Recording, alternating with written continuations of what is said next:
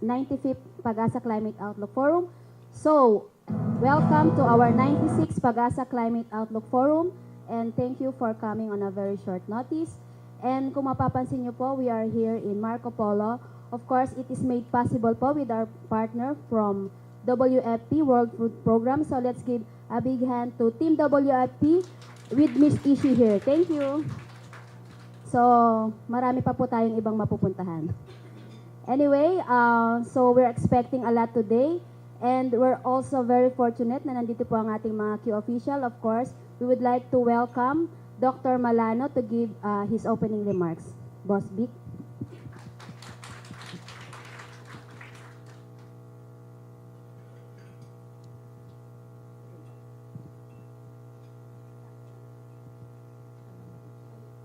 Thank you, Ben. Salamat sa World Food Program. Nag-umpisa yung aming partnership with World Food Program in 2015. I think it was not the start, but enhancement of what we have before. Yung project natin with World Food Program during that time was more on DPP, CCA, DPR CCA. That includes installation of monitoring facilities. I think it was in Laguna area with University of the Philippines, Los Baños. We have also project forecast-based financing in Mindanao. Dahil po dun sa El Nino phenomenon during the last El Nino phenomenon. 2000, kung matatandaan po natin, 2014 pa lang mayroon na tayong pinapalabas na El Nino Advisory at natapos po yung El Nino during that time in 2016. So nagkaroon po tayo ng project 2015 to 2016, yung forecast-based financing in Mindanao. If I'm not mistaken, ito yung WIBI Mindanao, hindi ba?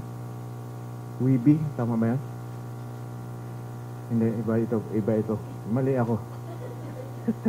And we have also conducted 9 provincial climate outlook forum, similar what we are doing now in 2017. And meron po tayong climate forum.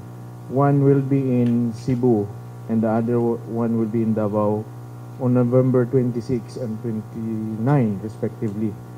So, ang ating climate forum po ay hindi lang po dito sa Metro Manila ginaganap, hindi meron na rin po tayo do sa probinsya. Nangyari po noon, nasa Cagayan de Oro, naka-attend po ako noon. Yun lang yata na-attendan ko outside of Metro Manila. So ngayon 26, kung lahat tayo invited. 26 in Cebu and 29 in Davao. At sa ngayon po, mayroon po tayong tinitingnan or binabantayan na namumuong La Nina. At kung atin pong babalikan yung nangyayari, para bang sa ngayon, pagka bumuhos ang ulan, talagang buhos. Kung may La Nina, kasi ang La Nina is associated with extremely heavy rainfall. So kung ngayon, kung magkakaroon ng ulan, dahil nga sabi ko nga ay kung bumuhos ay talagang buhos. At may nangyayari na may nadisgrasya na taga DOST during this last few days na nagkaroon ng ulan sa Batangas. So sa ngayon kasi para bang yung ating lupa ay loose na madali ng mag-landslide. Particular po dito sa eastern section. At ngayon kasi parang amihan period. So ang maapektuhan basically ay itong nasa eastern side dahil nangyayari, nanggagaling yung ating hangin or ulan from the northeast. So papunta dito sa eastern side ng Philippines. So ngayon siguro ang babantayan natin, hindi lang siguro yun, kundi lahat ng buong Pilipinas sa ating babantayan dahil ang La Nina is associated with heavy rainfall. Hindi naman natin sasabihin na ang buong Pilipinas talaga ay maapektuhan ng La Nina. So, basically yung sabi ko nga dito sa eastern section ng Philippines. Sino ba magbibigay ng update? So, meron tayong weather update ngayon at status ng dam, mayroong mga naka-line up na mga lectures. So, ngayon po ay muli po siguro magpapasalamat tayo sa World Food Program ng DCSC, Miss Lacson, dahil sa kanilang support sa ating climate forum na ginagawa. At marami namang indications din na makipag-tie up with PAGASA in terms of informing our people doon sa ating mga ginagawa ng PAGASA on how yung ating data magagamit kung paano natin lalo na sa disaster risk reduction. At ngayon ibabalik ko kay Miss si Bel Anareta Masalio. Hindi ko alam kung bakit Anareta, Araneta yung karamihan eh. Ito Bel, salamat at ngayon ay makinig tayo sa mga lectures. Thank you, sir. Kwento ko po yung mamaya yung aking apelyido. Okay. So, salamat po. Parang debut lang po ito, no? Nakakatawa kasi yung ating setup. So, dito lang po ang ating mga mata sa presentation. And of course, lagi po nating ina-acknowledge, syempre, ang ating mga stakeholders. Ito po, Early Bird from Transco. Sir, maraming salamat po. Palakpakan. Kindly raise your hand po to be acknowledged. Of course, from PCA. PCA, thank you for coming. Atlas Fertilizer Corporation, thank you, sir. From Bangko Sentral ng Pilipinas, thank you po for coming. From NEDA, thank you po. Of course, from Philippine Air Force, thank you po. From, of course, from World Food, Miss Ishi, thank you very much once again. From OCD and DRRMC, thank you po for coming. From Philsurin, thank you, sir, for coming. From EMBDNR, lagi po silang umattend, of course. From NPC, kapitbahay po ng PAGASA, thank you. From Philippine Red Cross, PRC, thank you, ma'am. From NGCP, thank you, mga sir. From SRA, thank you po. From PhilFida, thank you very much, sir. From ATDA, thank you for coming. And of course, we would like to acknowledge din po ang mga ever-supportive nating mga division chief and ang ating pong Deputy Administrator from for Research and Development, of course, Dr. Flavio Hilario. Thank you, ma'am. And also, Dr. SP Kayanan, Chief of Weather Division. Thank you, ma'am, for coming palagi. And then Dr. Cynthia Celebre, Chief of RDTD. And also, Miss Edna Wanillo, OIC ng CAD. And kasama rin po si Ma'am Telma Acebes. And later po, meron 5. Ayan, ginawa ko na pong single. So, may mga issue po tayo sa apelyido ngayon.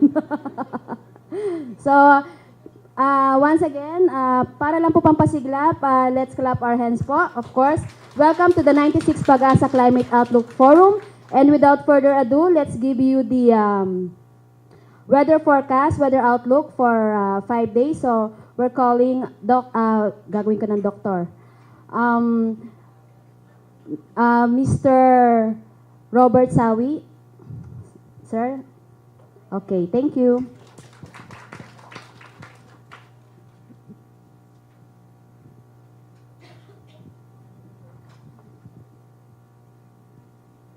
Okay. Thank you. Well, magandang umaga po. Pinomote mo na kagad ako dito. Okay. Mukhang seryoso pa rin tayong lahat. Siguro magandang umaga pa rin. Okay. So, ito yung naibigay na trabaho para sa atin sa weather update.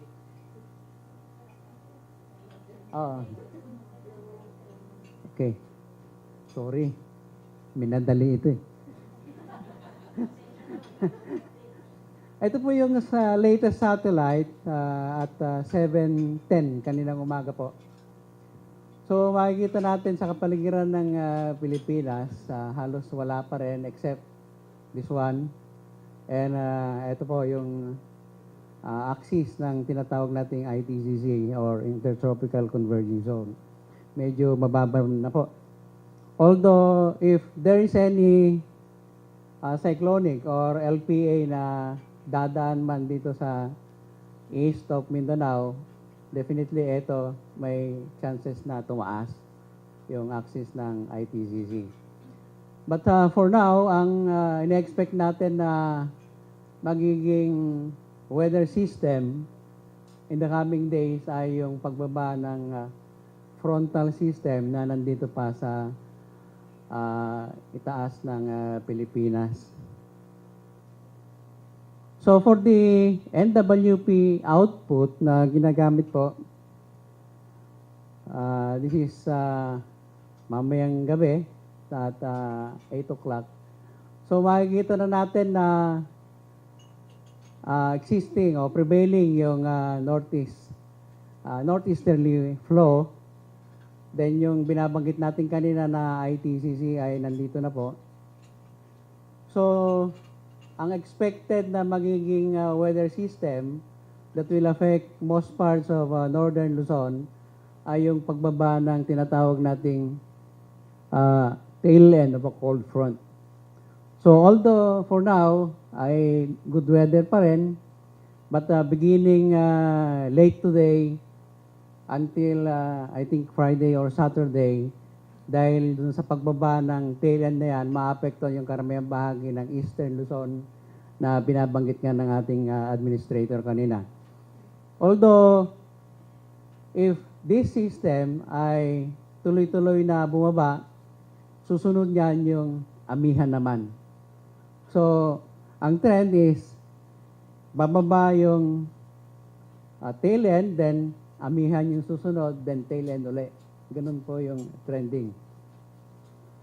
Then for tomorrow morning, ito na po yung tail end. So most likely, nandito na sa Eastern Luzon. Then still the ITCZ is south of Mindanao. Nagsisimula ng umiral yung amihan. Same is true with on the evening of 23, ganun pa rin yung system. Then on Friday, so makakita tayo ng isang some sort of rainfall, medyo far from Mindanao pa rin. But parang merong isang LPA na approaching dito sa area. But still, yung northeast monsoon ay prevailing na sa most parts of eastern Luzon. Pababa ng pababayan, parang yung sa kanta dati. Then, eto na, yung for Friday evening. Then Saturday morning, makikita natin na approaching na yung LPA. So salamat naman at hindi nagtuloy yung tail end. Kasi ang chance pagka dumikit yung tail end, then merong approaching cyclonic circulation sa Mindanao, likely napakalakas ang ulan po dyan. Ayun yung karamihang nagpapabaha. But for now, only part of the intertropical converging zone will affect most parts of Mindanao by Saturday evening, rather morning and evening. Pero dun sa may extreme northern Luzon, ito na yung amihan effect. So expect na magsisimula ng lalamig by Friday, Saturday. Then on Sunday morning, there is again another tail end. Katulad ng sinabi ko kanina na tail end muna, then susunod yan, monsoon, then tail end uli. So ito na po yung effect ng LPA. Approximately by Sunday morning, nandito na siya. And evening, medyo katulad nung binanggit ko kanina na parang nagpapalit yung system, ipinupos yung tail end, then sumiiral yung high pressure area, yung tail end dito naputol. So the tendency of this rainfall activity ay medyo aangat yan ng bagya towards the Visayas. Then, okay. Wala na to. Then on Tuesday morning, eto na, medyo nakadaan na po yung LPA. So halos yung axis ng high ay nandito na. Easterly na yung papalit na system, medyo may kainitan na ito. So what to expect? Extreme northern Luzon and eastern Luzon will be affected by the tail end. Ito po yung mauuna dun sa northern Luzon. Then mag-i-slide yan towards the south. So papalo naman dun sa norte yung northeast monsoon. So yung sa most part of eastern Luzon, ito yung makaka-apekto beginning tonight or late tonight until Friday. So expect na magkakaroon ng landslide plus flood over the provinces of Aurora and Quezon. Then the rest of the country will have mostly cloudy in the morning with isolated passing light rains because of the amihan. So may kalakasan po yung hangin doon sa northern Luzon. So delikado po yung maliliit na sasakyang pandagat. Then yung mga malalaki naman ay na-alerto natin due to big waves dahil po doon sa amihan. Then the eastern section of Mindanao will be affected by the approaching LPA during the weekend. So magdadala po ng may kalakasan na ulan, particularly yung Davao and Caraga region. So parang yun na. Salamat po. Magandang umaga muli. Thank you, Sir Robert. So, ayun po, yung mga nagpaplano sa papunta sa Mindanao area, medyo expected po natin yung mga light rains. Okay po, so now naman, of course, after the weather, so let's have an update on the status of dam. Let's call in Mr. Richard Orendain, weather specialist of HMD. Let's clap our hands. Ito po yung gwapong-gwapong dumarating. Thank you, Bel. Good morning po. Okay. Status muna tayo ng yung mga minomonitor nating major dams dito sa Luzon. But before that, review muna tayo kung nasaan ba yung mga location ng dams natin, lalong-lalo na sa mga first-timers. So, umpisa natin dito sa Central Luzon, which is yung Angat Dam. Ito yung cascading dam from Angat Dam, Ipo and Bustos Dam. So dito po yan sa Bulacan.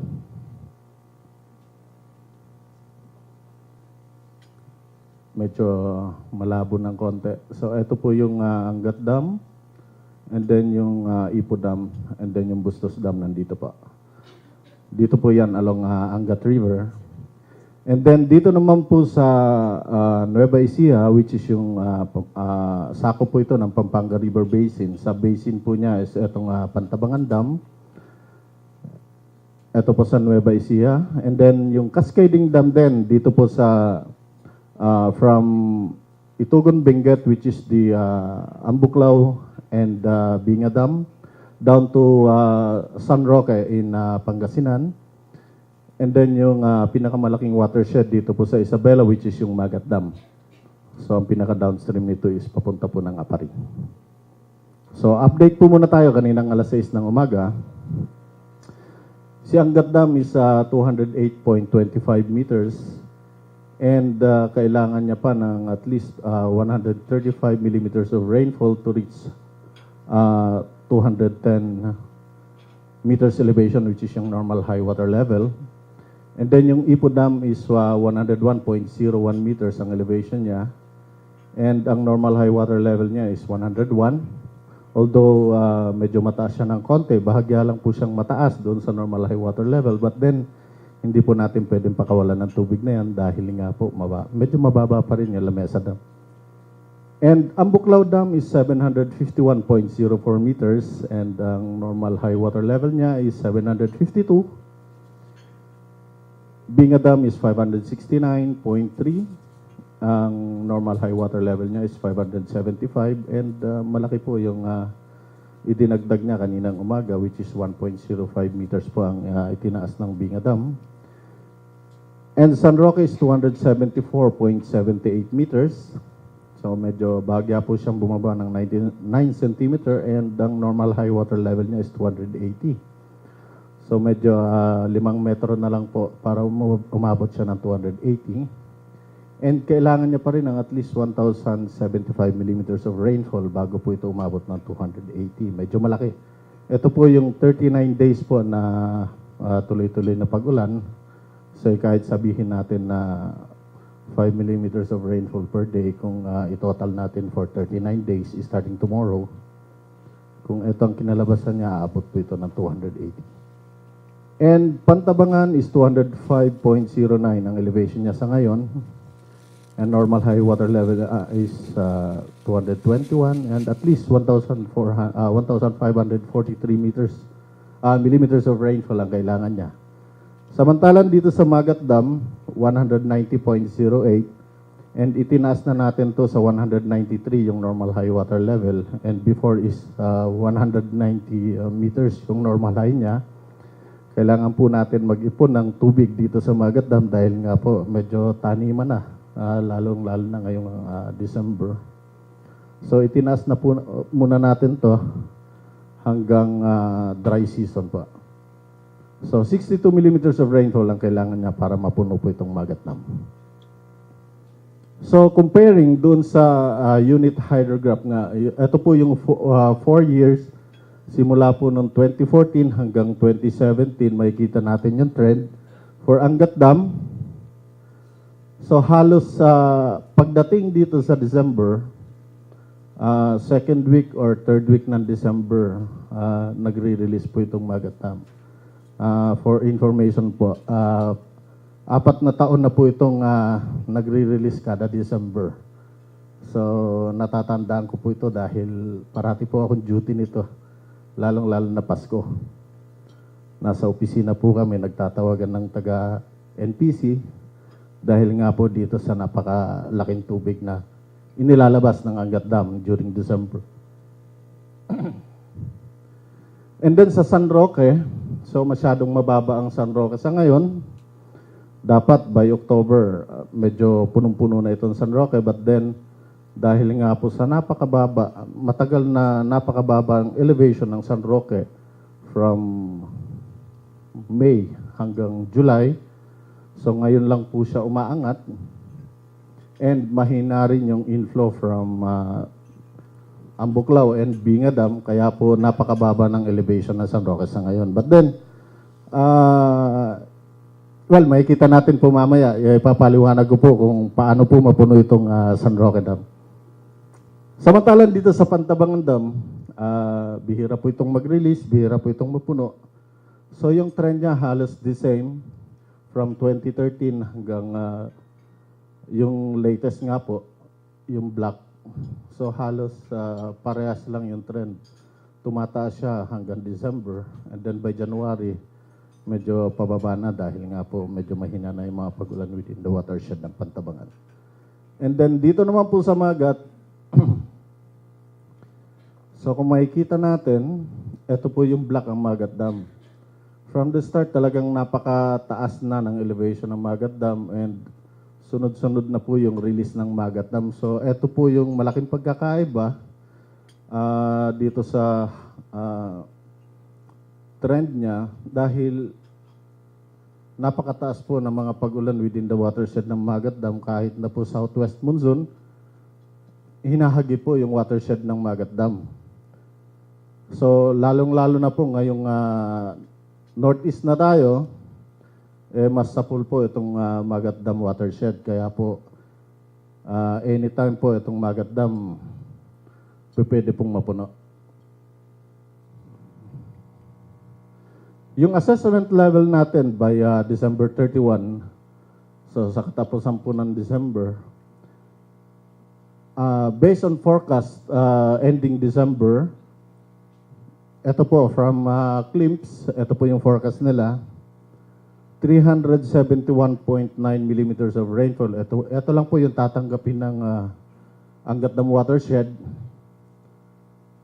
But then, aabot po siya sa normal high water level.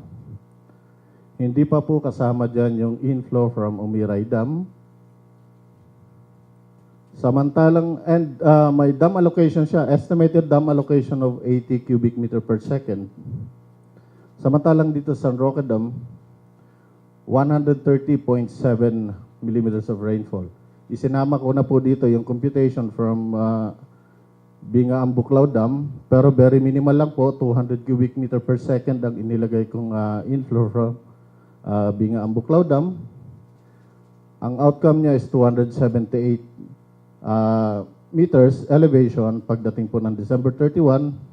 But then kung sinubukan namin computein ito for 300 to 350 cubic meter per second na inflow, magre-release po itong si San Roque Dam. Yun po yung bali natin. Lumabas sa computation. So sa ngayon, 278. Pero kung mag-release itong Binga Dam ng at least 350 cubic meter per second, mapupuno po ito sa San Roque Dam. Samantala sa Pantabangan Dam, 255.2 yung forecast rainfall niya. Aabot po siya ng 210 meter elevation, kasama na po yung inflow from Kasiknan. And dito naman po sa Magat Dam, 231.6 millimeters of rainfall. And then, ang outcome niya po is anytime pwede pong mag-release itong Magat Dam. Once na umulan po sa watershed ng yung forecast natin kanina na at least 62 millimeters of rainfall. So, yun lang po at maraming salamat po. Richard. Okay, so after po ng update natin sa mga status ng dams, let's proceed naman po to, of course, yung review po ng ating climate for the past 2 months. So, from October up to November 20, I think. Okay, so let's call in Miss Rusia Bastillas, weather specialist from CAD. Miss Rusi.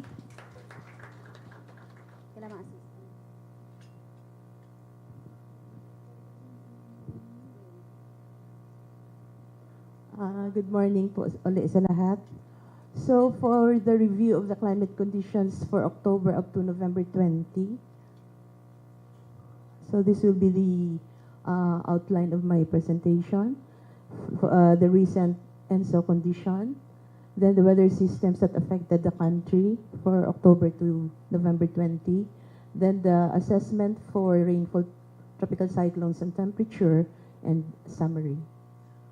So for the recent ENSO condition, this is the sea surface temperature for the past 12 weeks. In the left image, animation, this is the sea surface temperature observed from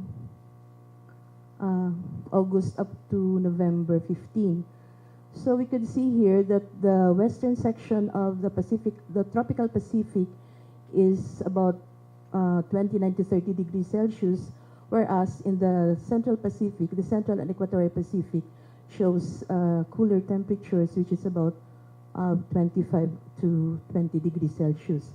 In terms of anomaly or the deviation or the difference between the observed and the climatology from 1981 to 2010 sea surface temperatures, this is the anomaly showing that the central and eastern equatorial Pacific shows negative anomaly or cooler than average or cooler than normal temperatures, which is denoted by the blue colors, meaning cooler than average. So this animation or this the domain is this one, the one showing the cooler temperatures is what we call the tropical Niño regions. And specifically, we are concentrated our observation on this region, and specifically the Niño 3.4. And for the weekly sea surface temperature anomaly at this region at Niño 3.4, this is the observed from, this is weekly from January up to November 15, showing that during the first months of the year, we have forecasted that there is an El Nino coming. So this was observed, showing this is the, showing that positive 0.5 and above denotes warming of the tropical Pacific, and negative 0.5 and below, it's cooling, or denotes El Nino and La Nina conditions, and in between 0.5 and negative 0.5 denotes neutral conditions. So during January up to the month of May, it shows that there is a positive anomaly or warming of the tropical Pacific, and we have first, there is a forecast for an El Nino during this year. But after that, during the months of June, there is a forecast that there is a La Nina developing. So from June up to now, there is a decreasing or cooling of the tropical Pacific, showing that the latest, it's already beyond negative 1 degree Celsius. And the most recent value of the Oceanic Nino Index is the average of the 3 months. For example, for this one, this is August, October. It shows that the average of August, October sea surface temperature anomaly is already negative 0.4. And based on the recent ONI value, this is the index where our El Nino or La Nina or neutral conditions is referred to. So sa ngayon, we still have, this is the latest version of the ERSST version 5, yung updated version. Before we used the ERSST version 4. So ito na yung updated, wherein ito po yung aming ngayong kinukuhanan ng aming reference as or index. And since we know that El Nino or La Nina is a coupled interaction between the ocean and the atmosphere, yung una kong pinakita is the oceanic indicator. Sa ngayon naman, let's try to look into the atmosphere interaction. So ito yung Southern Oscillation Index or SOI is the atmospheric indicator, or kung ano nangyayari doon sa ocean, it has an interaction with the atmosphere. Dapat kasi coupled siya. Hindi pwedeng ocean lang yung magkakaroon ng anomaly. Kailangan may interaction siya sa atmosphere natin. So based dito sa ating 30-day moving SOI, from January 2015 up to July 20, up to latest 19 of November, it shows na pag may El Nino tayo, yung ating values is beyond or below negative 7. Pag meron tayong La Nina, it's positive 7 and above. So during an El Nino in 2015 and 2016, consistent po na yung ating Southern Oscillation Index is negative, more than 20. And then pag meron tayong La Nina, meron siyang positive. So sa ngayon, yung ating latest, the 30-day SOI is up to 19 of November is 5.7, pero yung 90-day value niya, yung average ng 90 days, is 7.5 within the La Nina value range.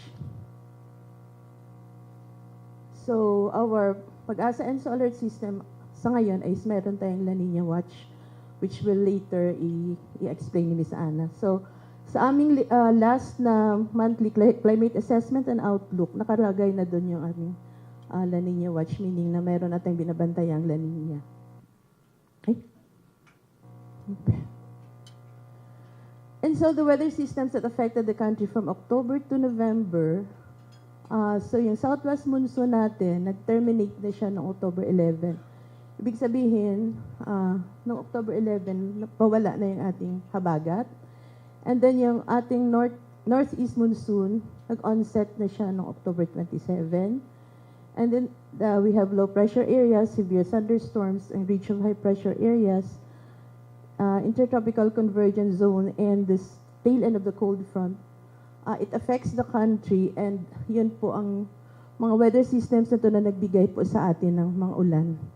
Except for reach of high pressure area, wherein pag may reach tayo, medyo maganda po yung ating panahon. And also, we have tropical cyclones. So for October, we have 3 tropical cyclones. We have severe tropical storm Odette in October 11 to 14, Typhoon Polo in October 16 to 21, and severe tropical storm Kedan in October 25 to 28. And then for November, we also have 3 as of November 20. We have severe tropical storm Ramil from November 1 to 2, tropical storm Salome, November 8 to 10, and tropical storm Tino, last November 17 to 18. And for our rainfall map, for our actual assessment of rainfall, yung map natin, may 4 na kulay yan. Pag kulay pula, ibig sabihin, less than 40% of the normal rainfall is received in an area. And then pag yellow, below normal, it's 41 to 80%. Pag green, it's near normal, 81 to 120%. At pag blue, above normal, it's greater than 120% of the normal rainfall. So for October, this is the normal rainfall. This is the average from 1981 to 2010 of the rainfall in areas of the country. In average po natin yan. And then this is the actual. So if we compare the actual rainfall against the normal, this is the percent of normal. So in most parts of the country, we receive near to above normal rainfall, especially in Mindanao and Visayas area, and some parts of Central Luzon having below normal rainfall. This is for January to October matrix. Yung kulay dyan denotes below normal, way below normal. Green is for near normal, and blue is for above normal. Hindi siya kita. And this is in terms of millimeter per province. And for November 1 to 20, this is the normal rainfall, showing that the concentration of our rainfall is over the eastern sections of the country, especially dito talaga sa areas which is exposed to the northeast monsoon. And this is the actual rainfall for November 1 to 20. It shows here, if we compare the normal against, the actual against the normal, from November 1 to 20, it shows that in most parts of northeastern and central Luzon, and also Mindoro area, have already received above normal rainfall, and also in parts of eastern and central Mindanao, we have near to above normal rainfall, but the rest of the country still have below to way below normal rainfall. And for temperature, hindi lang siya masyado kita. In October assessment, this is the mean temperature anomaly relative to 1981 to 2010 normals. So, pinapakita dito pag yung kulay puti, ibig sabihin near average lang siya. Yung anomaly niya is from negative 5 to 0.5. So, near average. Pag kulay pula, above average yan. Pag kulay blue, slightly below. So, it shows here that most parts of the country are near average to slightly cooler, except for ng area to na above average temperature anomaly. And for November 1 to 20, for maximum temperature and there are areas that are below average, but if we take a look at the minimum temperature or the nighttime temperature, it shows that most areas of the country have warmer than average temperature. And if we take the average of the maximum and minimum, this is generally slightly above average temperature are observed in most parts of the country. And for tropical cyclone assessment, this is for October. In October, tropical cyclones, only severe tropical storm Odette made landfall in Santa Ana, Cagayan, and brought moderate to heavy rains in the western section of the country, including Metro Manila. So this caused flooding and landslides over regions 1, 2, and CAR, and also 4B, which is reflected by the rainfall associated with tropical cyclone.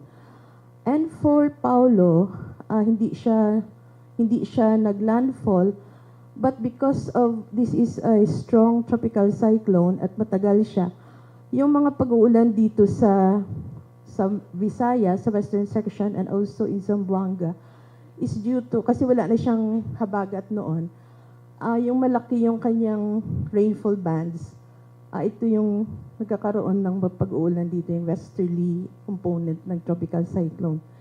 And also for Kedan, wala siya masyadong impact on rainfall for October. Since kung meron pang habagat, syempre mag-enhance siya, pero wala na kasi itong habagat during this time.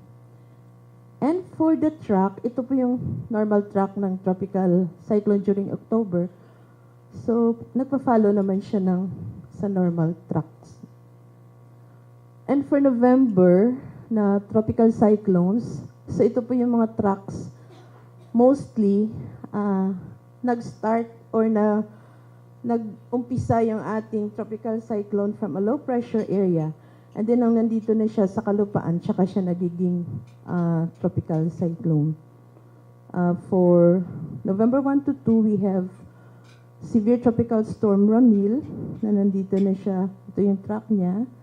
And then for Salome, ito yung track niya. So, makikita natin dito, sa November, yung track natin is nasa south, pero yung mga rainfall natin associated with tropical cyclone is over the northeastern section of the country. Same with Salome. Nandito yung ulan niya, nandito yung track. And ito po yung si Tino. Pero hindi masyadong maulan si Tino. And this is the normal track during November. So, mostly, ito yung track. Ito rin yung sinunod na track ng ating mga bagyo ng November. And these are some of the impacts of Salome in Tabaco, Albay, and also in Naga City. Kailang anong salita to? Bicol yata. Nagbagsak na huli sa Kusugan, Duros. Hindi ko alam. So ito po yung dahil sa malakas na hangin ni Salome.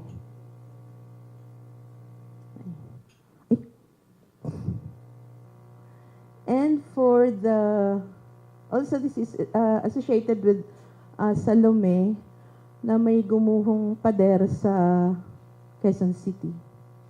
Ito po yung, and this was from ABS-CBN News, from Joyce Balancho, na report from the internet.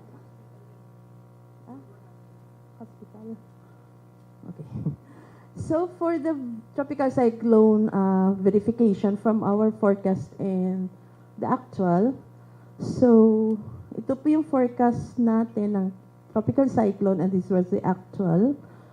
So sa ngayon, medyo naano tayo sa forecast natin for October, November. Sumobra ng isa, 1 or 2 kasing forecast. So nagtatlo tayo. But 1 plus 2, imbis 1 or plus or minus. So, as of now, as of November 20, we already have 20 na tropical cyclones.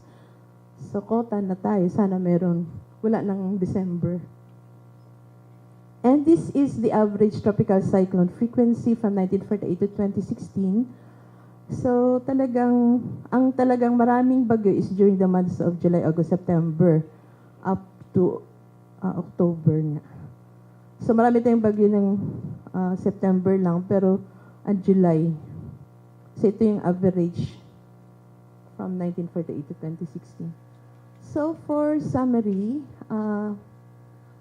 so based on sa recent conditions, we have La Nina conditions developing in the tropical Pacific, and the PAGASA ENSO alert system is, right now we have La Nina watch, and we have 6 tropical cyclones that entered the Philippine area of responsibility, 3 sa October and 3 sa November 1 to 20.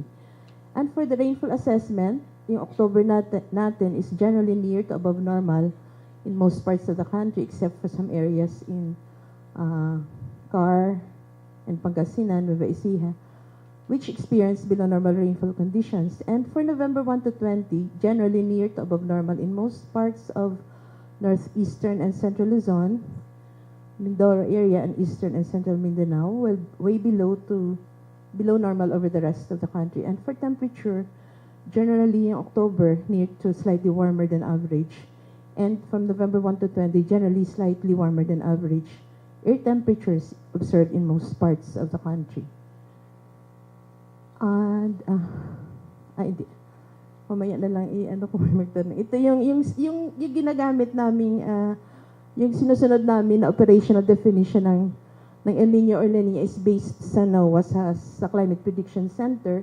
Kapag merong 0.5 and above na sustained values, meron tayong El Nino, meaning warming. Pag may negative ONI value, which is based on the sa ERS, as this kanina na pinakita ko, is negative 0.5, that is sustained or consistent within the next consecutive 7 months or more, La Nina tayo. And in order for these conditions to be classified as a full-fledged El Nino or La Nina event or episode, these thresholds must be exceeded for at least a period of 5 consecutive overlapping 3-month seasons. Pero pag meron tayong 1 month na La Nina conditions ang tawag natin or El Nino conditions to occur, kung yung monthly natin na OISSC tulad na pinakita namin yung weekly, yung monthly nun, exceed positive or negative 0.5 with consistent atmospheric features. And these anomalies must be forecasted to persist for the next for 3 consecutive months. And yun lang po. Maraming salamat. Thank you, Rus. So, si Rus po ay galing sa bakasyon. So, salamat, Rusi, kasi po kahapon lang siya pumasok because of illness, pero ready na po siya. Okay, so, yun po, naibigay sa atin ng review for October up to November. So, meron po ba tayong develop or meron na po bang La Nina? Sabi nga po sa social media, buti pa raw po ang El Nino at La Nina na de-develop, yung iba hindi. Okay, so yun po ang ating hugot for the day. Tawagin na po natin ang OIC po ng aming section ng claims. Narito po si Miss Annalisa Solis to give the weather outlook for December up to May 2018. Miss Solis, palakpakan po natin. Opo, maraming salamat, Joribel. Magandang umaga po sa ating lahat. So, welcome po sa Marco Polo Hotel. So, medyo level up yung ating forum po ngayong araw na ngayong buwan na to. Ano po? So, I'll give you some climate outlook for December to May 2018. So, ka-update lang po natin kahapon. So, updates and outlook. Climate outlook for December 2017 to May 2018 in terms of rainfall, temperature, wet and dry day forecast, tropical cyclone frequency, and also we might give you some potential impacts. So ano po ba yung mga naging previous na mga epekto ng La Nina whenever na ito ay nakaka-apekto or nade-develop dun sa tropical Pacific and then summary po.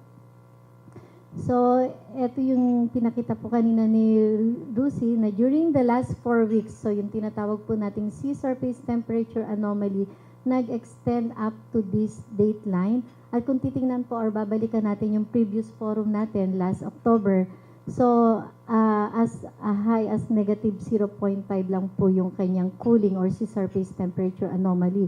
Pero ngayon po, nakikita natin na mas nag-extend yung cooling niya up to this sa may dateline at mas tumaas po yung sea surface temperature anomaly cooling niya of more than at least minus 1.5 po yung paglamig ng temperatura ng dagat, lalong-lalo na po dito sa eastern side ng Pacific. So, mas lumamig at mas nag-extend ang kanyang paglamig. Yun po yung nakita natin during the past 4 weeks. So, base po sa ating mga na-survey dito sa mga International Prediction Centers, sa CPC, IRI, November 9 update, La Nina conditions are predicted to continue dahil nagpalabas na po sila ng ENSO alert status na La Nina advisory. So, kung babalikan po natin na yung ating sinusunod na definition ng ating El Niño or La Nina is based on CPC and IRI. So, meron po tayong slight deviation po dun sa CPC na yon dahil sila po ay hindi nagpuput ng weight in terms of probability, yung persistency nung event, kung mangyayari o hindi. So, sa ENSO alert system po ng PAGASA, ang ginagamit po natin ay nagbibigay tayo ng probability. Example po ay kapag nagtaas sila ng La Nina watch, around 50% pa lang yung probability nila na magpe-persist ito in the next 3 months.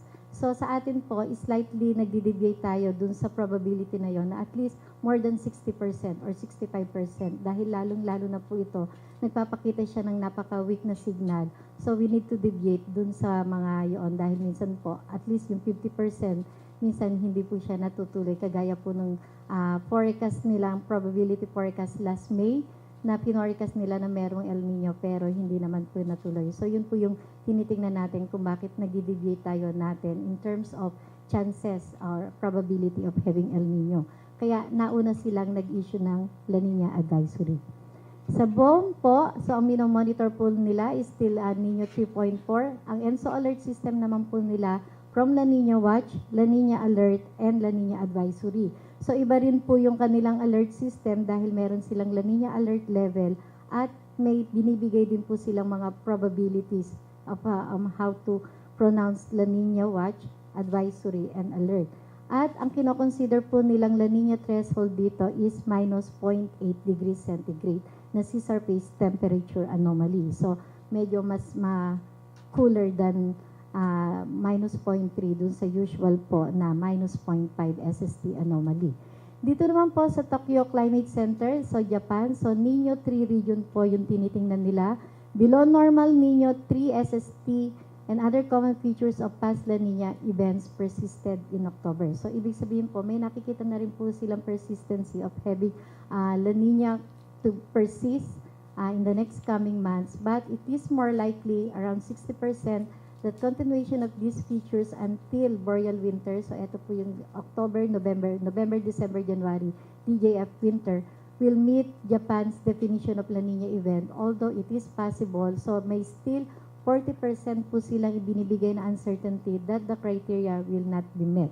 So, ibig sabihin po, hindi pa rin sila sure kung talaga mag-persist o mag-a-announce sila ng La Nina condition. So, iba-iba po yung binibigay o pinapakita ng ating mga International Prediction Centers and Global Producing Centers. Dito naman po sa APCC, update nila kasi every 25th of each month. So, persistent near normal temperature anomaly across the tropical Pacific with a weak negative to neutral ENSO phase. So, meron siyang nakikitang persistent cooling pero hindi pa rin po siya tinatawag na La Nina based on 25 October update. And forecast for the same period suggests above normal rainfall over the Philippine Sea and Central and Eastern Equatorial Pacific. So, WMO long range forecast, multimodal ensemble office nila po. So, update mo nila quarterly sa ENSO. So, climate models surveyed indicate that weak La Nina conditions may develop along the Central to Eastern Equatorial Tropical Pacific in the last quarter of 2017, but when weakened to ENSO neutral in the first quarter of but then weaken the first quarter of 2018.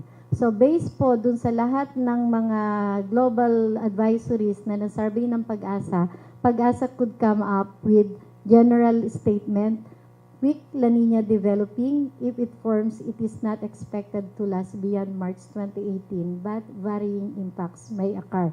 So this is also in conformity with dun sa previous po na ASEAN Climate Outlook Forum, wherein lahat po ng ASEAN countries ay gumagawa ng consensus forecast nila for December, January, February. So based din po yun, kinonsider din po natin yung outlook for the ASEAN region dahil mostly sila po yung may mga posibleng pare-pareho na maging impact in the coming several months. So in terms of SOI, sa pinakita na rin po ni Ms. Rosie ito kanina, so still naandito pa rin po tayo sa ENSO neutral phase. So ito po yung tinatawag na atmospheric indicator. Pero kung i-consider po natin yung 90-day value at 7.5, so naandun po siya sa threshold of being a La Nina threshold still. Pero ang tinitingnan po natin, pinapakita natin dito ay 30-day running moving SOI. Pero in terms of climate situation po, for climate purposes, so mas kinoconsider po natin is yung 1-month SOI. Dahil since ito ay atmospheric indicator, masyadong napakalaki po ng variability kung ang titingnan natin is yung day-to-day na pagbabago. So it should not be used for climate purposes when we think of daily variability ng atmospheric indicator natin. So base naman po sa probabilistic and sa forecast ng sa IRI at CPC, so ito po yung early November na release nila based from model output at human judgment. And then during the middle half of the month, nag-update sila. So based from model alone. So actually wala tong human judgment. Sorry po. Yan, typo error na naman. Tatanggalin po natin to based on model output alone po. Ito po yung may human expert judgment dito. So makikita po natin, dito po tayo titingin. So November, December, January, more than 70% na probability of having La Nina condition that may persist until January, February, March, first quarter of 2018. So dito po makikita natin pagdating na February, March, April 2018, may mababa na po or decreasing probability of having La Nina, and then magkakaroon na po ng higher probabilities of having ENSO neutral conditions until July, August, September 2018 season. Pero eto napakalayo pa po para makita natin itong mga probability of having El Nino. So dito pa lang po natin tinitingnan na having ENSO neutral phase during the first half, second quarter of 2018. And so, ito naman po yung pinapakita nating mga sea surface temperature anomaly forecast based po dun sa mga dynamical at statistical models na nakukuha natin na available itong mga data. And it suggests that sea surface temperature anomaly has the greatest chance for being in the weak La Nina. So, still may mga nagsasabi pong until January, February, March. May mga nagsasabing until Feb, March, April season. Pero dito po, on the average, at in the weak La Nina range for October to December through January to March 2018, with a slightly lower but significant probability for ENSO neutral during that period. So, ibig sabihin po, up to first quarter pala yung talagang yung nakikita natin na posibleng madidevelop at magkakaroon ng La Nina until first quarter of 2018. So, they are not putting higher confident kung magtutuloy-tuloy pa ito in the next quarter after first quarter ng 2018. So, base po dito sa average of both dynamical and statistical. So, ito po yung mga dynamical models and then ito po yung mga statistical models. So, around 75% of dynamical models agreed na pwede pong magkaroon ng La Nina tuloy-tuloy up to January, February, March, up to February, March, April. Pero sa statistical po, until DJF. Pero all models, kung i-average po natin, talagang posible po siyang mag-end until January, February, March 2018 season. So, yun po yung pinagbabasihan natin. So, eto po yung mga around 32 models ito. Pero dun po sa operational na forecast system ng Pag-asa, so dito po tayo nagre-rely sa SST anomaly prediction nitong tinatawag na multi-model ensemble prediction system sa US, wherein sinasabi nilang Predictions suggest that SST has the greatest chance of staying the weak La Nina din po with a lower but non-negligible ENSO neutral condition. Yun po yung pinapakita natin. So, dito po ang mga participating models being used in PAGASA's consensus forecast. Dito tayo kumukuha ng ating predictor. And so, PAGASA's ENSO alert system is still La Nina watch.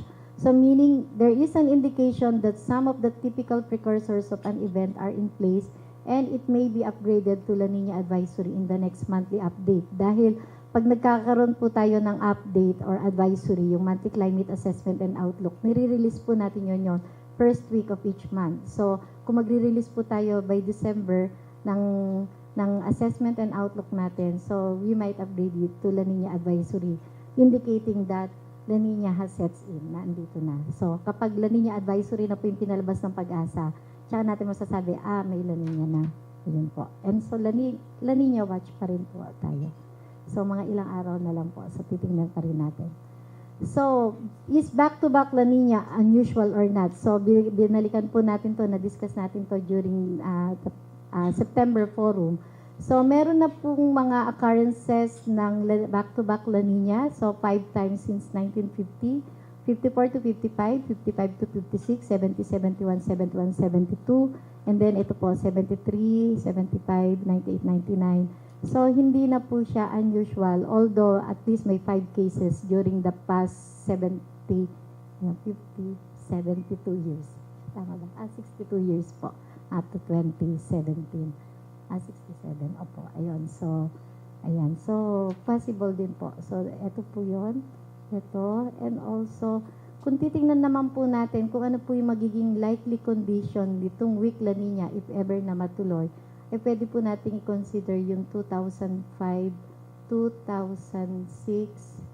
La Nina. Hindi na makita. Okay, and 2008, 2009. So, weather systems that might affect the country during the period. So, andyan pa rin po yung amihan. Intertropical convergence zone, oscillating north-south, and thunderstorm activities, low pressure areas, tropical cyclone, easterlies, tail end of cold front, and ridge of high pressure area. So, ito pong easterlies, magiging mas stronger yung easterlies po. Usually po kasi kapag merong La Nina, mas nagiging mataas ang stronger anomalies natin. Nagiging mas stronger yung easterlies natin. So, in terms of percent normal, yung ating mapa, so alam na po natin yan. So, ito po yung forecast natin for the month of December. Ito po yung normal rainfall during the month of December na kung saan mas madami po ang concentration ng ulan sa eastern section ng ating bansa and including most portions of Visayas and Mindanao. While yung western section po ng Luzon ay normally dry during this time of the year, during December. Ito po yung forecast rainfall in terms of millimeters of rain and in terms of percent normal, generally above normal rainfall conditions with patches of near normal rainfall condition dito sa may northeastern section po ng Mindanao. So for that, around 4 provinces will experience near normal rainfall condition and above normal rainfall condition for 75 provinces ang posibleng maka-experience po ng above normal rainfall. Pagdating po ng January, so ito po yung normal na ulan, concentrated pa rin sa eastern section due to the northeast monsoon activity. So ito po yung forecast rainfall. And then, in terms of percent normal, pagdating ng January, generally near to above normal rainfall with slight patches of below normal dito sa western section po ng Luzon, which is normally dry siya. So, 11 provinces might experience below normal rainfall, 32 near normal, and then above normal po, around 36 provinces, and mostly concentrated along the Visayas area and some portions of Mindanao. Pagdating po ng February, so nakita po natin may mga ulan-ulan pa rin dito sa eastern section. Ito rin po yung in terms of forecast rainfall natin in millimeter. So around more than 500 millimeters of rain still forecast dito po sa may northeastern section ng Mindanao. And in terms of percent normal, so generally near to above normal rainfall. So mostly po ay above normal portions of Visayas and Mindanao. And then dito po sa may part po ng Luzon area. So, isang province po sa may Ilocos area might experience way below normal rainfall condition. 4 provinces for below normal, 13 near normal, and 61 provinces in general might experience above normal rainfall condition for February 2018. Pagdating po ng March, so dapat po ay nagre-receive na umuunti-unti na yung ating mga pag-uulan, but then nakikita po natin na generally near to above normal pa rin po ang posibleng ma-experience ng mga areas around Visayas and Mindanao, and then way below to below normal sa may most parts of Luzon area, particularly the northern part. So around 2 way below normal, and then 43 provinces might experience above normal rainfall condition, mostly concentrated along the Visayas and Mindanao area. So meaning po, ito po yung mga tinitingnan natin na mga possible or likely impacts whenever La Nina conditions coming in, even though makakakita tayo ng weak signal dito. Pagdating po ng April, so ito na po yung ating mga pag-uulan normally. Pagdating po ng in terms of millimeters of rain forecast, so still medyo marami pa rin pong ulan na matatanggap sa may whole Mindanao area and eastern side of the Visayas, and then in general near to above normal rainfall conditions. So kung babalikan po natin, ito po yung mga nakikita nating likely impacts if La Nina or weak La Nina conditions comes in. Pagdating po ng December, January, February, and March. So ito po yung mga critical na mga buwan na posible nating babantayan or imo-monitor po kung ano po yung mga posible maging impact o epekto, knowing na ito po yung ibinibigay na forecast if La Nina comes in. Pagdating po ng May, so ito po ay actually April transition na from northeast to southwest monsoon. So May, so meron na pong mga in transition tayo, but still generally near to above normal rainfall condition. So mostly yung above normal rainfall condition ay dito po sa may southwest area po ng Pilipinas. So meaning baka nag-start na pong yung southwest wind flow dito sa southern hemisphere, winter nila during that time pagdating po ng Mayo. So in general, near to above normal rainfall conditions might experience over most parts of the country during the forecast period from December to May, with some patches of below normal rainfall condition, mostly in Luzon area. So, how certain or uncertain we are dun sa ating mga probabilistic forecast. So, during this time of the year po, mas better ang skill na mga model na ginagamit natin than comparing yung mga pinoproduce natin forecast during April, May, June. Mas better po yung napoproduce natin. So, in terms of probability or skill, so instead na sasabihin lang natin na above normal rainfall condition sa may Visayas and Mindanao, we might say that there is around 70% that those areas might experience above normal rainfall condition. So, binibigyan po natin ng probability or weight na still meron kang 30% uncertainty that it might happen, it might fall for below normal or near normal rainfall condition, given kung 70% lang yung probability na makaka-experience siya ng above normal rainfall condition. So yun po yung ipinapakita natin dito para ma-address natin yung uncertainty coming in from dun sa forecast. So this is how we present in terms of probability. Kaya actually yung climate po talaga works more on probability. Kaya lang po, ang ating mga kailangan sa ating mga pagpaplano ay in terms of millimeters of rain or deterministic rainfall amount. Kaya ipinoprovide din natin yung products na yon. So, forecast rainfall in percent normal in tabular format per province. So, andyan po siya. So, generally, December, above normal rainfall condition. Most parts of Visayas and Mindanao, generally near to above normal rainfall. So dito lang po nakikita natin sa may parts ng Luzon, including Bicol area, na maka-experience ng below normal rainfall condition during the forecast period, January, February, March, April of next year. In terms of millimeters of rain, so meron po tayong mean forecast rainfall. So kapag na-forecast po natin, for example, Bohol ay 246.3 millimeters of rain. ay chances lang po yun na talagang makakakuha tayo o makaka-forecast tayo ganun. Pero it happens po during September po ba yun na nag-conduct po kami ng TWG meeting sa Angat. So, eksakto po kung ano yung forecast rainfall amount namin, yun po yung eksaktong observed rainfall amount nung September po yata yun kung hindi ako nagkakamali. So, by chances lang po yun na umaksaktong in terms of millimeters of rain, tumama ang forecast ng PAGASA. So, rare po yun. Pero tumama kami eksakto sa Angat. Last September po yun, ano? Yun. So, okay na din po yun. So, forecast rainfall per region. So, per regional forecast naman natin po, ipinibigay natin ito per particular per region. So, generally, near to above normal rainfall condition, except for some patches of below normal sa may Luzon regions. So, mostly CAR, NCR, up to Bicol area, Region 4A. So, meron siyang below normal rainfall condition during this season. Sa mga forecast watershed rainfall for selected dams and lakes being monitored din po. So, December, January, February, up to May. So, generally, makikita po natin above normal rainfall conditions sa mga dams and lakes natin, sa mga watershed area natin, pagdating ng December. Pagdating po ng January, so generally near normal rainfall, may above dito sa may Malinaw watershed, and then sa may Pantabangan, below normal. February, generally above normal. So, ito po yung nakikita nating mga likely impacts dun sa mga watershed area natin if La Nina comes in. And then, April, May, so generally near normal. Except may mga above normal dito po sa may Malinaw watershed. Saan po ba yung Malinaw watershed? Dito po. Nasaan po? Okay.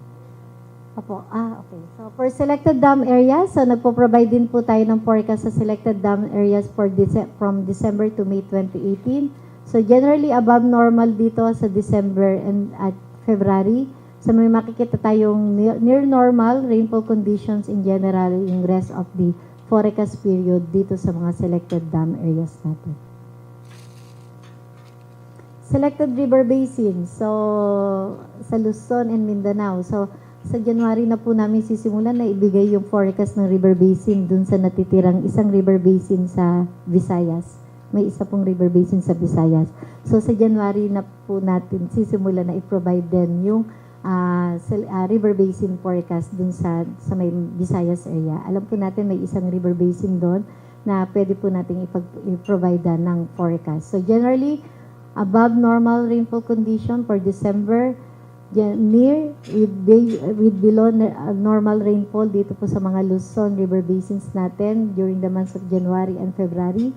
Pagdating po ng March, April, May, so generally near to above normal dito po sa may mga Mindanao river basins natin.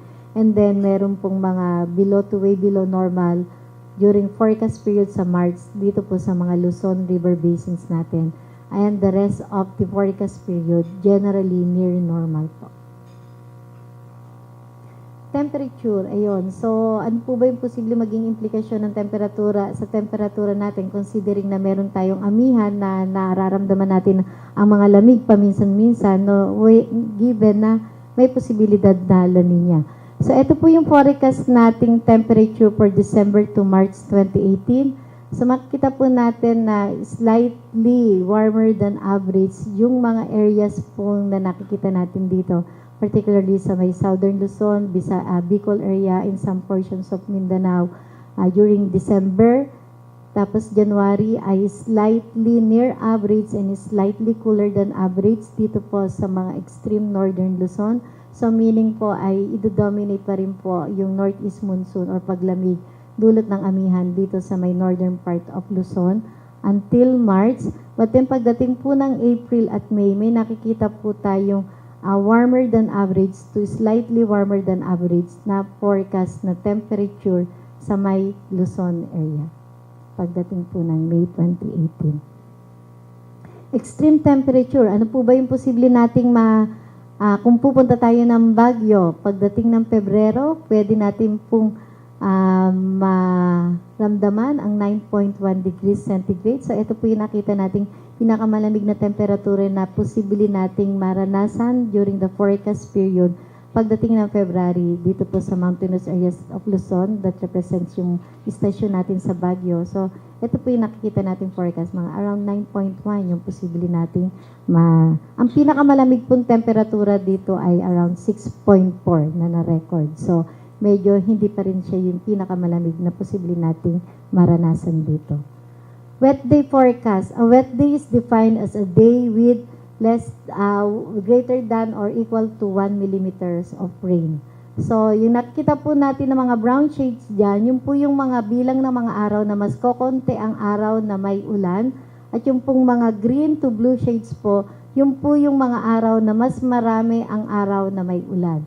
So, makita po natin, consistent with above normal rainfall forecast natin sa eastern section ng bansa, during the forecast period, ay sila din po yung mga lugar na mas madadami ang mga bilang ng araw na may ulan of at least 1 millimeters of rain or more. So normally, minsan mga kukunti lang po dito yung may ulan sa may Luzon area. Pagdating po ng March, April, so since ito po ay dry season natin, so dry day forecast naman po ang ibinibigay natin. So makita po natin yung brown shades dyan, yun naman po yung mas maraming araw na walang ulan or with less than 1 millimeters of rain. So mostly situated along the western section ng ating bansa pagdating ng March and April season. Whereas ito pa rin po, mas kokonti ang dry day. So meaning, mas marami pa po yung mga araw na may ulan dito sa may eastern section ng Visayas at Mindanao pagdating po ng March at April. And then, pagdating po ng May, so makikita po natin na around 16 to 20 days ay meron na rin pong mga pag-uulan in most parts of the country. Except dito po na mas kumukonti na po yung bilang ng araw na may ulan pagdating po ng May 2018. So usually dito na po yung concentration ng mga ulan natin. Dahil yan po ay maghahabagat na. Bagyo, December to May, so around 2 to 5 tropical cyclones from December to May 2018. So December po, posible pong may isa o hanggang 2 pa pong bagyo tayong maaasahan ngayong taon na ito. So kapag natuloy po ito, medyo mataas na po tayo dun sa normal nating bagyo na matatanggap. Dahil kota na po tayo ngayon, naka 20 na po tayong bagyo. January, 0 or 1, 0 or 1, 0 or 1 hanggang April. And then pagdating po ng May, 1 or 2. So kung titingnan po natin, ano po yung nakikita nating forecast, either 0 or 1, kapag wala pong La Nina tayong nakikita, in terms of climatology, 0 or slim chance po yung nakikita nating tropical cyclone development during the first quarter of the year. So kaya nilagyan natin na at least 0 or 1, 0 or 1. Dahil previously po, yung mga weak La Nina events natin ay at least nagkakaroon po tayo ng bagyo during the first quarter of the year. So in summary, weak La Nina developing. If it forms, it is not expected to last beyond March 2018, but varying impacts may occur. Still, ang ENSO alert system natin, La Nina watch, and it might be upgraded into an advisory in the next monthly update. Forecast natin for the months of December, so generally near to above normal rainfall conditions over the entire parts of the country. So mostly near to above po. Ito po yung babantayan natin na aside from tropical cyclone occurrences, yun nga pong nakikita nating mga northeast monsoon activity at saka yung cold front. So ibig sabihin po, mas madami yung mga strong convective activity near sa Philippine Sea natin, ang posible po nating maranasan kahit naman po hindi siya maging ma-develop into a bagyo. January 2018, below normal over western Luzon, while generally near to above normal sa eastern Luzon and most parts of Visayas and Mindanao. February 2018, so halos ganun din po, January, Feb 2018, near to above normal rainfall with some patches of below normal. Doon naman po sa western section ng Luzon area, that includes Ilocos area, while Visayas and Mindanao generally might experience above normal rainfall. Pagdating po ng March at April, so below normal over most parts of Luzon, so except yung pong eastern side po ng Luzon, at that includes Aurora, Isabela, and Bicol area, maka-experience siya ng near normal during March 2018, while yung Visayas and Mindanao, near to above normal rainfall condition. Pagdating po ng April 2018, near normal over most parts of Luzon, except Northern Luzon, na makaka-experience po siya ng below normal rainfall condition, while the rest of the country will likely experience near to above normal rainfall condition. Pag in general, sa temperature naman po, so slightly warmer than average surface temperature over the coming months, over most parts, and slightly cooler than average dun sa mountainous areas ng Luzon during January, February, March 2018. But then, cold surges may occur in December to February 2018, lalong-lalo na po dun sa mountainous areas of Luzon, and pwede po siyang mag-extend dito sa Metro Manila. Around 2 to 5 tropical cyclones may develop or enter PAR from December to May 2018. So, Pag-asa will continue to closely monitor ito pong nakikita nating La Nina development. Although weak siya, meron na rin po siyang mga likely impacts in terms of rainfall forecast na ipinakita natin. And yung next update po natin on our 97 forum, so tentatively scheduled on December 13. Tentative pa lang po. So asahan po natin na lalabas po ulit tayo ng Pag-asa with the sponsorship from World Food Program. So maraming salamat po sa kanila at sa inyong lahat. So yun po. Salamat po.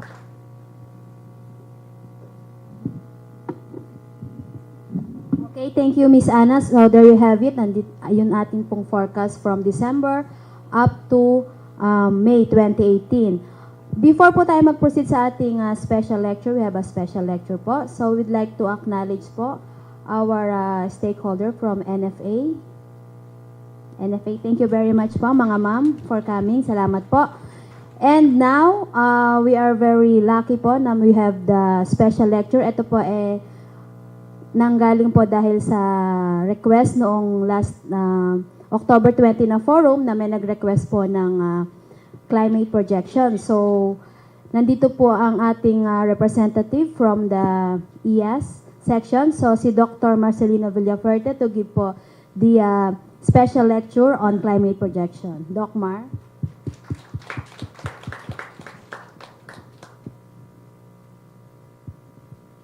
Thank you, Ate Bel. And good morning po. Napansin ko po may taga Salinas po yata tayong nandito ngayon. Tama po ba? Nakalimutan siguro mag-ngiti ni Ma'am. Okay. So, okay pa po ba tayo? Gising pa po? Okay. Sige po. Pasensya na, no? Medyo na-late kasi tayo nag-start kasi marami sa atin na naka-encounter ng traffic. Hindi po kayo nag-iisa. Okay po. So, again, ako po si Marcelino Villaferte and today I will be presenting to you the observed climate trends and projected climate change in our country. Okay? So, earlier po, kung mapapansin natin, may nakapagbigay na sa atin yung mga kasamahan ko po sa Pag-asa ng different information covering these time scales. Di ba, kanina may past months na binigay na information and then yung next week, next days, yung weather forecast na binigay ng kasamahan natin sa Weather Division and also ng Hydrometeorology Division and of course yung past months na binigay ng kasamahan ko sa CAD, Climatology. And then of course yung climate outlooks in the following months. And aside from that, ang Pag-asa po ay meron ding information na binibigay, kumbaga gusto natin tignan, halimbawa, what will happen to our climate in the next coming decades. And also, it is also important for us to use those past informations, yung past decades naman. So, i-discuss po natin to isa-isa. Sana hindi masyadong magtagal. Okay po. So, para malaman ko lang po kung gising pa tayo, siguro marami sa atin yung usual na nakaka-attend po ng climate forum. So, ano po ba yung pagkakaiba ng weather tsaka ng climate? Meron po bang nakakaalam sa atin? Maliban po sa mga kasama ko sa Pag-asa, sa mga participants po natin, sino pong mag-volunteer na mag-define? O base na lang sa pagkakaintindi ninyo, ano po yung weather tsaka yung climate? Ano yung kaibahan nilang dalawa? Meron po ba? O tulog na tayo? Gutom na? Okay, tahimik silang lahat. Ibigay ko na lang po o may gustong magbigay ng Nandiyan ba si Mang Tani? Oy, si Sir Tani pala, nandiyan pala eh. Maliban din sa kasamahan natin, of course, na resident meteorologist ng GMA. Okay. Wala pong gusto sumagot? Sige, sabihin ko na lang, nakakahiya naman sa inyo eh. Pumunta kayo dito, ang traffic kaya.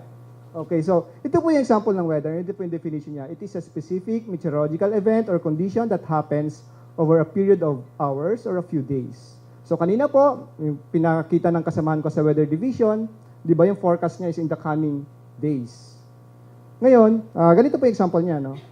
Ayan. Sa Quezon City, siguro kung may mobile phone kayo, o kaya doon sa tablets ninyo, pwede nyo tignan, di ba, in the coming days, ano yung ina-expect natin na weather condition. Specifically, sa Quezon City. Okay. Ngayon, yung climate naman po, it is an average weather conditions over a long period of time. And typically, 30 years yung definition natin ng climate. Okay. So, ganito po yung tsura niya. So, sa Quezon City, ito po may station tayo doon, yung Science Garden. And ngayon is November, right? So, ito yung na-expect natin na ulan natin. Compared dun sa past months, kumbaga yung November, hindi na siya masyadong maulan. Although may na-expect pa rin tayo na konti-konti na lang due to thunderstorms na lang. Okay? And then yung temperature natin, during this month, medyo mas malamig na ng konti compared dun sa summer months natin. Okay na po? May gusto sanang sumagot kanina? Nahiya lang? Okay, sige po. Proceed na tayo. So siguro, aware din po tayo, kanina nabanggit na mga kasamahan ko rin, yung habagat or yung southwest monsoon, na kung saan southwesterly yung wind. And then, ang medyo nakaka-experience ng mga pag-ulan doon is mostly yung western section ng Philippines. Kapag kaamihan naman, katulad po nitong buwan na to, November, ayan, meron tayong northeasterly winds na nagpiprevail. Yan yung tinatawag natin na amihan. And then nakaka-experience ng weather condition is of course yung eastern section ng Philippines. And of course, I think siguro yung ilan sa atin ay ginagamit itong information na to. Alam natin kung kailan ba tayo dapat magtatanim. Sana na isasama po natin sa plans natin. And of course, yung climate map.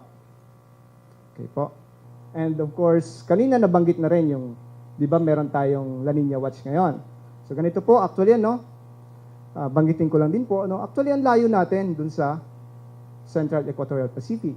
Pero yung cooling dito nangyayari, pero ang impact niya sa maraming regions yung naapektuhan. Hindi lang po tayo.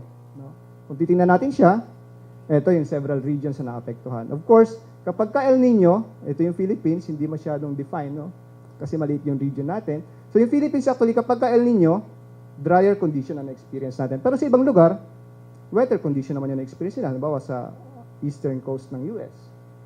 Okay. Tsaka, yung opposite naman po niya, yung La Nina, of course, yung weather condition yung ma-expect natin dito sa atin. Okay, so, kaya lang po, yun nga po, ang layo niya, pero dahil oceanic system siya and then merong atmospheric interaction, maraming regions na naapektuhan niya. Okay po. And, siguro meron po tayong kasamahan na sa education dito, education sector, from DepEd, CHED, wala po. So, isang example lang po kung paano natin pwedeng gamitin yung past information, climate information. Ginawa po kasi namin ng investigation, kasi may ibang universities tayo na nagpalit na ng academic calendar. So, meron po kaming ginawa, tinignan namin, ano kayong possible impact nun?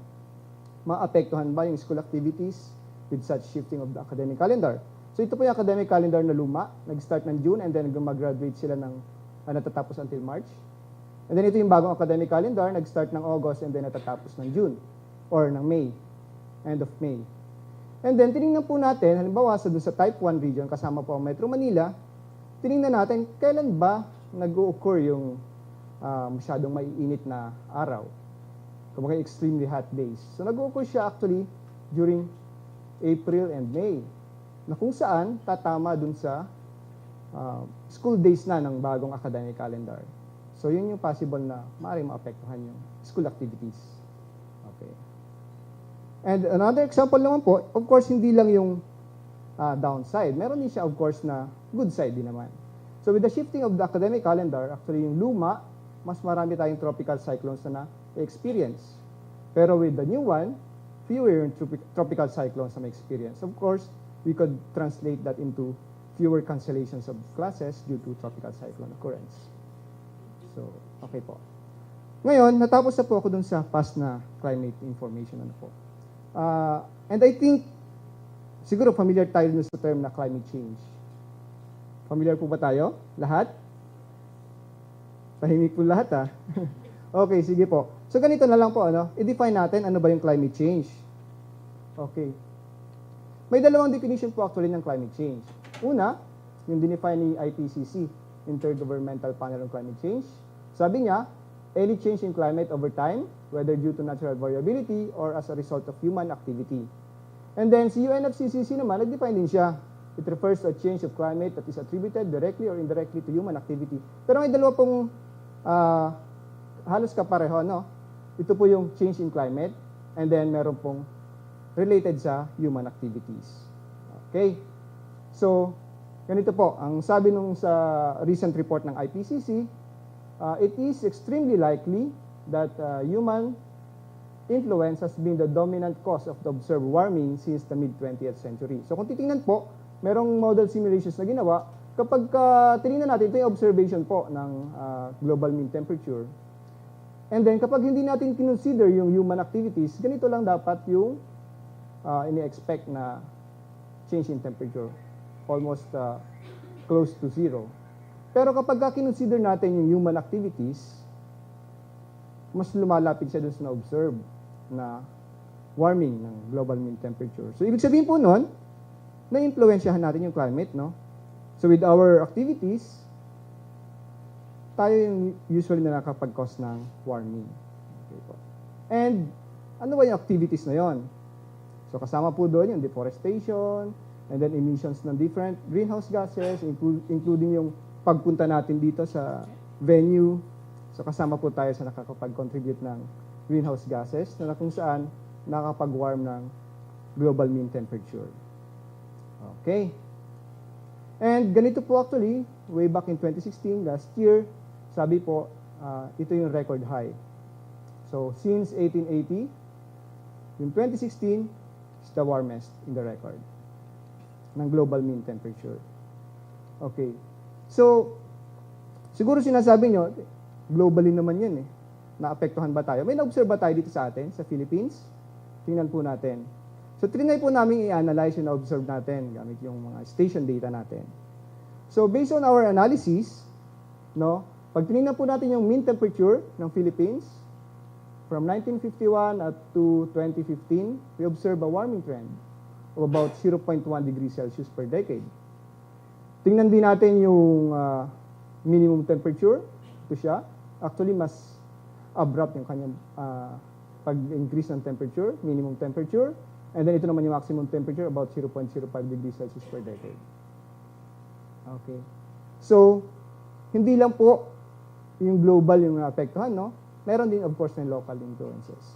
So, tinignan din po natin yung long-term trend naman ng rainfall. Ito yung annual mean rainfall. So, we have recorded, we observed some decreasing trend in rainfall over these regions of the country, and also some increasing trend in rainfall over these regions of the country.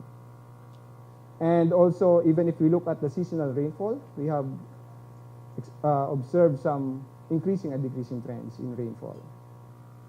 And also, we found some increasing number of hot days and decreasing number of cold days based on historical information po ito na observed.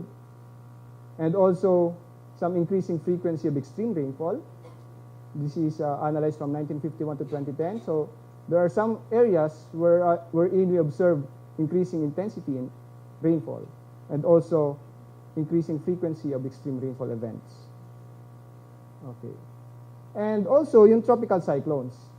So, this figure shows the total number of tropical cyclones that entered the Philippine area of responsibility from 1951 up to 2015. Sorry, hindi pa po natin na-include yung 2016. So, kung titingnan po natin actually yung long-term trend niya, ano po yung nakikita natin? Nadadagdagan ba, kumukonti ba, o dumadami? Medyo kumukonti po ng konti, no? May slight na decreasing trend. Historically, kung titingnan natin, over the past 65 years. And then ito naman yung landfall in tropical cyclones. wala gaanong trend. Diba?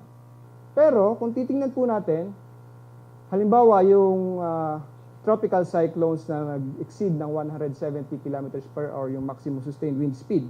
Ibig sabihin po, ito yung mga tropical cyclones, ito yung red, sila yung mga tropical cyclones na umaabot ng signal number 4. Di ba kapag greater than 170 kilometers per hour, nag-declare na tayo ng signal number 4. Okay, so ito po siya. Yan. Kung titignan natin yung time series niya, actually, mayroong slight na increase over the past from 1981 to 2015. And then, mas observable siya ngayong recent decade. Okay. And then, ang isang tanong siguro, tutuloy-tuloy kaya yung trends na yun na observe natin in the future? Ano po sa palagay nyo? Tuloy-tuloy ba? Okay. Alamin po muna natin kung paano natin ginagawa yon. At saka, ano ba yung difference muna ng weather forecast saka ng climate projection? Kasi baka malito tayo. Okay. So yung weather forecast po, again, ang interest natin is yung state of the atmosphere at a particular location over a short period of time. Kaya, highly dependent siya dun sa initial state ng atmosphere and the upper ocean. Pero kapag climate projection, ganito po siya. It is a likelihood of something to happen in climate several decades or centuries in the future. Kaya, mostly, conditional climate expectation siya. What will happen to our climate if, for example, we continue increasing the greenhouse gases in the atmosphere? Or what if we change a particular location to an urban area from a forested area? Those are some kind of climate projection. Okay, so ganito po ang ginagawa ni Pag-asa. Okay, so kami po, tayo, wala tayong global climate model. So ginagamit natin yung information from other meteorological centers na kaya mag-provide nito. And then, gagamitin natin siya, ida-downscale natin gamit yung regional climate model. So, si Pag-asa, meron pong regional climate model na kung saan dina-downscale natin yung information coming from the global climate model. And then, dun sa models po na yun, nire-represent yung different processes, no? Andun yung land surface processes, yung atmospheric processes, and oceanic processes. So, sa atin po, na-provide natin sa Pag-asa is roughly 25 kilometer yung resolution. Pero pag tinignan po natin yung global climate model, actually 100 kilometers yung resolution. So masyadong coarse. Ayan. Kaya dina-downscale po natin siya. Okay. So, actually nag-develop naman so far yung climate modeling, no? Earlier, ganito lang ang representation ng climate and then until nag-improve siya na nag-improve. Okay. And ito po yung sinasabi kong kumbaga scenario na kung saan gusto natin i-project yung future climate, no? So those are usually based on emissions of greenhouse gases. So for example, in the past 2007, ganito yung siguro na familiar na kayo sa ibang scenarios, merong A1, B1, A1B, A2, and then recently, noong 2013, si IPCC nagkaroon ng panibagong scenarios, no? More on ano naman siya, RCPs, RCP 2.6, 4.5, 6.0, and then 8.5. Ito yung more intense yung emission. Okay. So roughly, with RCP 8.5, we are expecting about 2.6 to 4.8 degrees Celsius na warmer global mean temperature in the future. Okay? So, ito yung unang report po na ginamit ng Pag-asa, yung climate projections, no? Way back in 2011. Okay. So, nag-provide tayo ng unang report based on SRES A1B. So, ganito yung project natin na temperature warming in the Philippines. Okay. Kaya lang, ang basis po natin noon, before, is just isang model. Kanina nabanggit ni Mamana, di ba, masyadong uncertain yung future climate. So, lalo na, pag tinignan natin yung climate natin few decades from now or several decades from now. Kaya, mas mabuti gumamit tayo ng mas maraming models. So, kailangan nating i-measure yung uncertainty. So, ito po, yung sa kasalukuyan, meron tayong ginamit na 7 model na for simulations. Ito siya. So, ito yung range ng possible warming in the future in our country. About 0.6 to 1.9 degrees Celsius by 2036 to 2065. Ito po yun. Itong climate time period na to. And then, with another scenario, yung RCP 8.5 naman, more intense yung emissions. So, ito yung in-expect natin, warming, across 12 different models. Okay? So, ganyan po siya pag pinagsama-sama natin. So, ito yung, kung titingnan natin, Yung range talaga, considering the different models and then considering different scenarios, so the range would be from here about less than 1 degree Celsius up to about 4 degrees Celsius warmer by the end of 21st century. Okay? So ito naman po yung observe. Ito yung black line. Yan, from 1951 to 2015. And roughly, yung models naman are within the variabilities of what we have observed in the past. Okay. So, ang tanong po, anong ibig sabihin niyan sa amin? Ano yung expect namin? Ano bang pakialam ko kung mainit pala in the future? Ganun, di ba? Parang ang ano natin, so what? So, ito po kasi siya. Di ba? With warmer temperature, of course, we're expecting some impacts on our health. For example, there are 2 types of heat illnesses. Di ba? Heat exhaustion and also heat stroke. And recently, I think just this year, last March, even si VP Robredo has experienced this kind of illness when she went to Cabanatuan just March this year. Okay. And aside from that, we are expecting in the future some kind of drier and also wetter conditions based on the range of different models that we use. So, hindi tayo ganun ka-certain, no? Kaya binibigay natin is yung projections across different models. So, across different models, may nagsasabi na drier future, and then meron din nagsasabi na wetter future. So, in terms of adaptation, it is probably important for us to consider both of these extremes. We could experience some drier future or wetter future. So, I think it's important for us to consider both of them. And, of course, yung possible na associated risk ng increased or enhanced na rainfall, of course, yung flooding. But with drier condition naman, ito naman yung associated niya. Water scarcity. And aside from that, yung models are saying that in the future, we're expecting decrease in tropical cyclone frequency, similar to what we have observed in the past. But we are expecting change in tropical cyclone intensity to be more intense tropical cyclones. Okay. And of course, yung more intense tropical cyclones, ganito ang possible na impact sa atin. Okay, I think that's all. Thank you very much.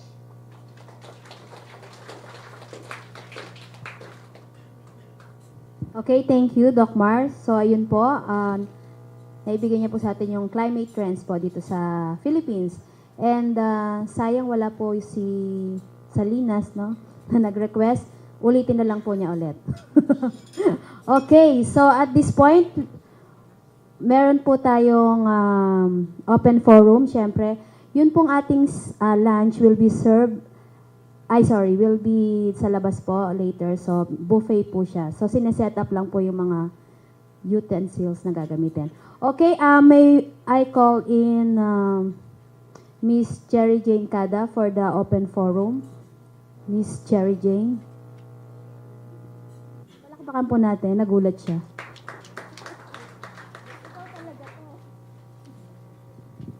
Hello. So,